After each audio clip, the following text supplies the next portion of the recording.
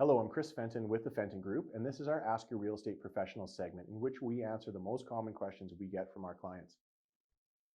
Today I'm going to address a question that I've addressed many times in the past, and I think it's a good idea to come back to from time to time because things change, and that is, when is the best time to sell real estate? And there's really two parts to that, isn't there? Well, there's three parts. The first part is, what's the best time of year? The second part is, what's the best time within a real estate cycle? Market cycle. And then the third part is, what's the best time for the person who's selling the house? Let's start with the first one. When's the best time of year? In my opinion, the best time to sell real estate is kind of when everybody else isn't.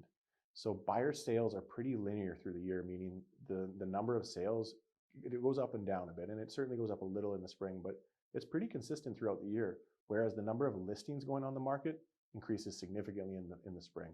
And that happens because the traditional wisdom in the marketplace is that spring is the best time to sell. I think that has everything to do with the leaves coming out on the trees, the flowers popping up, and everything looking beautiful, which makes a lot of sense. The problem is, from a supply and demand standpoint, is you have a fairly consistent demand, people wanting to buy, but you have a lot more competition on the market. So it becomes harder to sell, all things the same, for top dollar.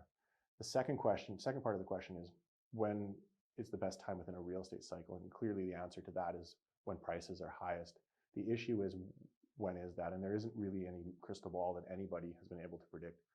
There was no economist that predicted whether the prices were going to go up the way they did after the COVID-19 pandemic began, which shows us that we just never really know.